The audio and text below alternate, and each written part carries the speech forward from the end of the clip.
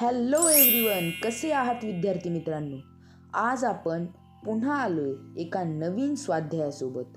आज आपण इयत्ता 6वी सायन्स या विषयाचा पहिला धडा natural resources air water and land या धड्याचा पूर्ण एक्सरसाइज उत्तरांसहित आपण आजच्या या व्हिडिओमध्ये पाहणार आहोत.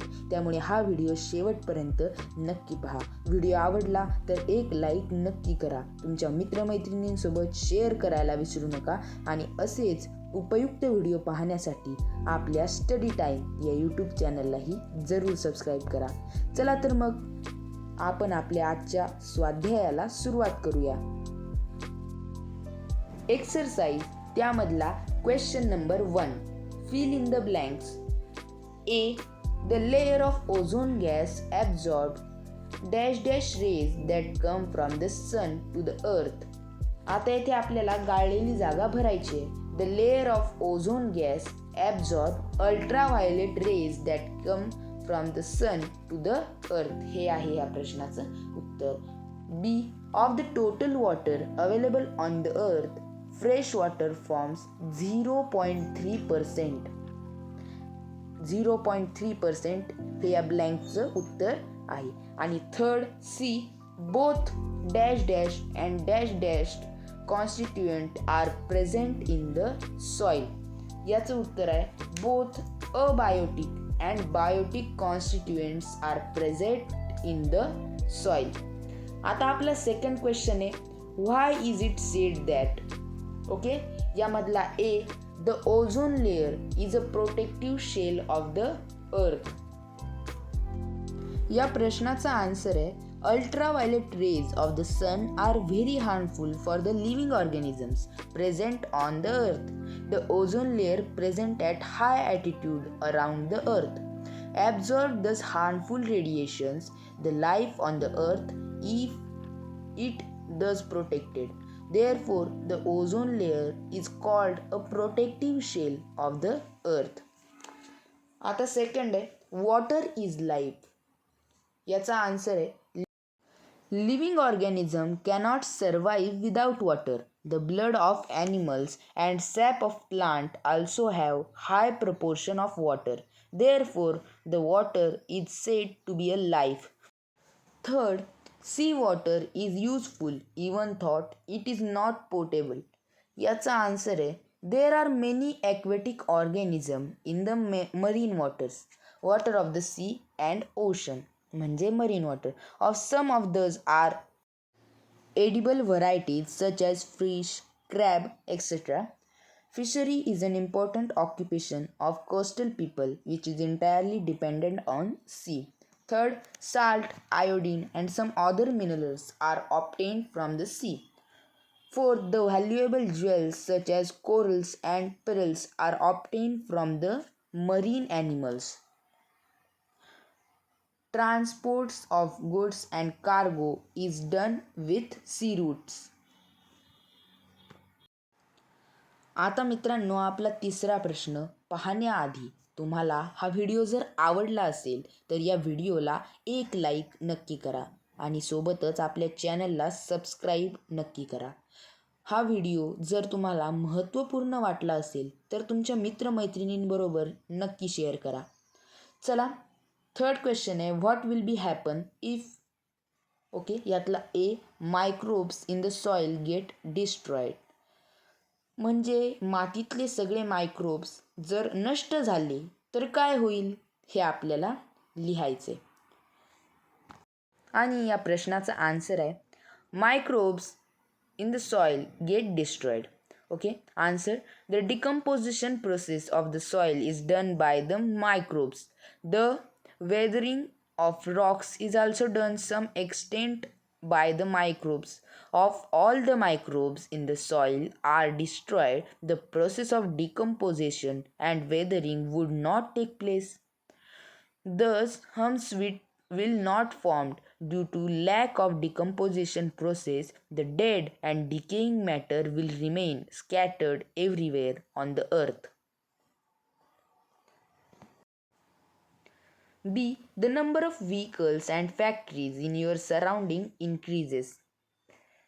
याचा आन्सर आहे in vehicles as well as factories there is continuous combustion process occurring particularly in vehicle there is incomplete combustion of fossil fuel releasing many air polluting gases in the atmosphere. Polluting gases like carbon dioxide, carbon monoxide, sulfur dioxide, nitrogen dioxide, etc. will cause dangerous and harmful effects on surrounding environment and human beings. Industries and will also their toxic gases and influent into the surrounding. If the number of vehicles and factories in our surrounding increase, then it will be dangerous for the environment and health of the entire living world. Third, see the total supply of potable water is finished. म्हणजे पिण्यालायक पाण्याचा जर संपूर्ण पुरवठा संपला तर काय होईल? If the total supply of potable water is finished, the living world will also come to an end. जर पिण्यायोग्य पाण्याचा पुरवठा संपला तर मानवी जीवनही नष्ट होईल. ओके, आता आपला फोर्थ क्वेश्चन आहे मॅच द फॉलोइंग. यामध्ये आपल्याला ग्रुप ए आणि ग्रुप बी असे दोन ग्रुप आहेत. ग्रुप ए मध्ये जे वर्ड्स असतात त्यांचे ग्रुप बी मध्ये आपल्याला आन्सर्स लिहायचे असतात. आता ग्रुप ए मध्ये पहिलं आहे carbon dioxide, oxygen, water vapour, microbes. आणि ग्रुप बी आहे generation of soil, rain, plant and food production and combustion. आणि आता याचे आन्सर्स पाहूया आपण. कार्बन डायऑक्साईडचा आन्सर आहे plant and food production. Okay. Second आहे ऑक्सिजन. ऑक्सिजनचा वापर आहे कंबक्शन. वॉटर वेपर, रेनसाठी वॉटर वेपर यूज होते. आणि मायक्रोब्स जनरेशन ऑफ सॉइल. आता आपला fifth question number 5, name the following.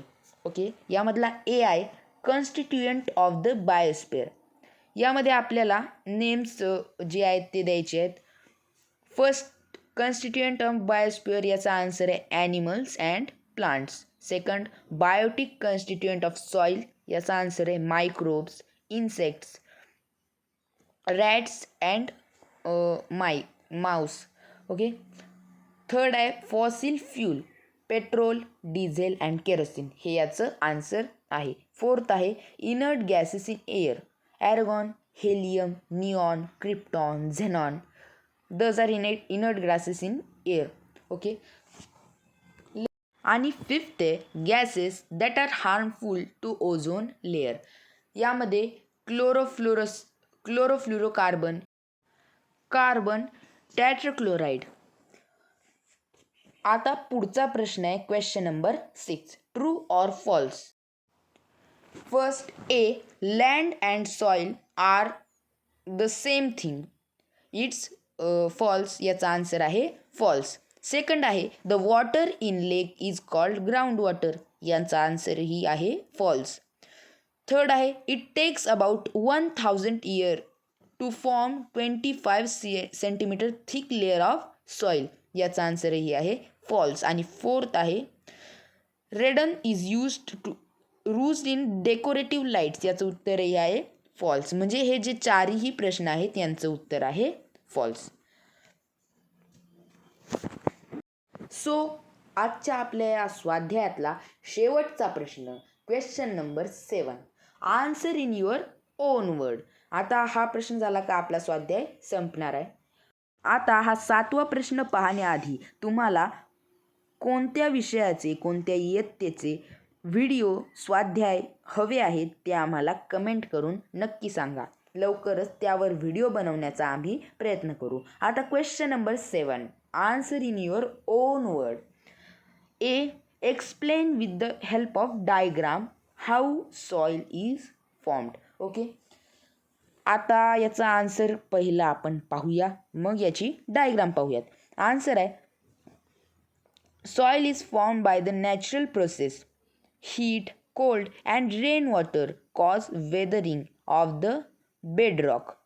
Third, this weathering process forms stones, sand and soil from the original rock. Fourth, the supplies of abiotic components of the soil.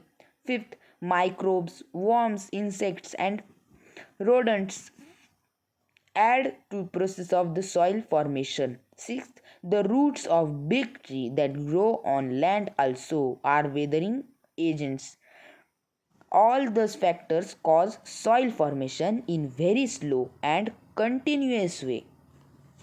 आणि आता पाहूयात या diagram. ही diagram तुम्ही व्यवस्थितपणे पहा आणि आपल्या स्वाध्यायामध्ये पेन्सिलने काढा. Okay. B, why is there shortage of water even thought it occupy about 71% of the earth's surface.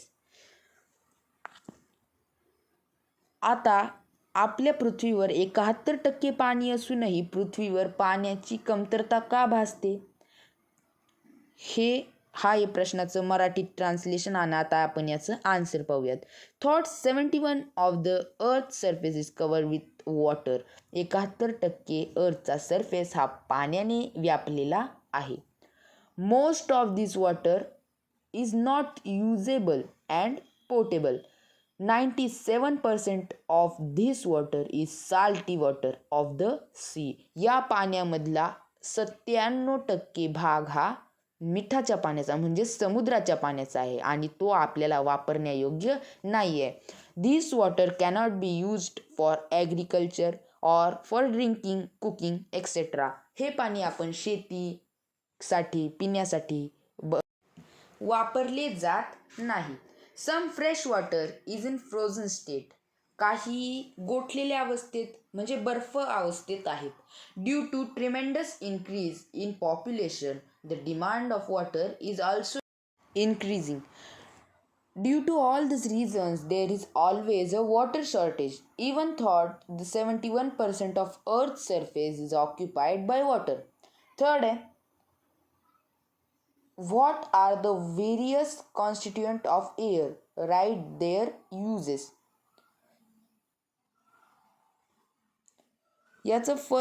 यामधला फर्स्ट आहे different constituent of air. First आन्सरचे आपण 2 पार्ट करणार आहे. First, different constituent of air. Gases such as nitrogen, oxygen, carbon dioxide, nitrogen dioxide, sulphur dioxide. Inert gases such as argon, helium, neon, krypton, and xenon. Inclusions such as water vapor, smoke, fog, etc. आणि यातला second part use of constituent of air.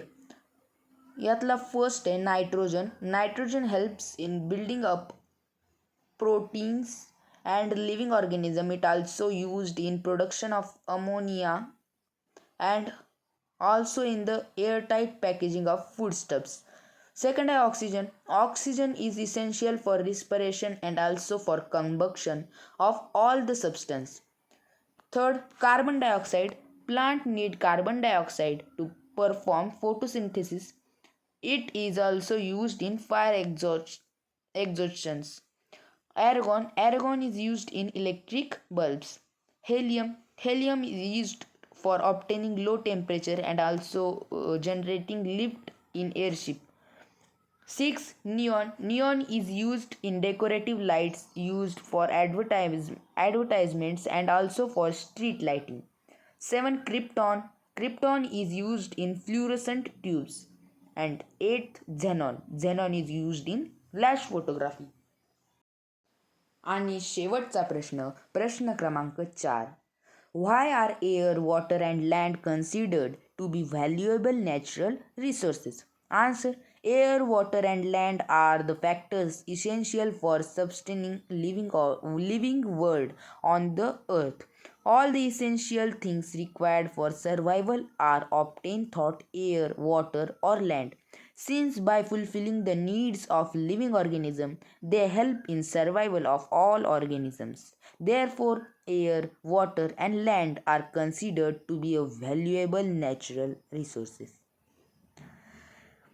धन्यवाद. हा video तुम्ही शेवटपर्यंत पाहिलात त्याबद्दल तुमचे मनापासून आभार. व्हिडिओ जर आवडला असेल तर व्हिडिओला एक लाईक नक्की करा. आपल्या चॅनललाही सबस्क्राईब करायला विसरू नका आणि हा व्हिडिओ तुमच्या मित्रमैत्रिणींसोबतही नक्की शेअर करा.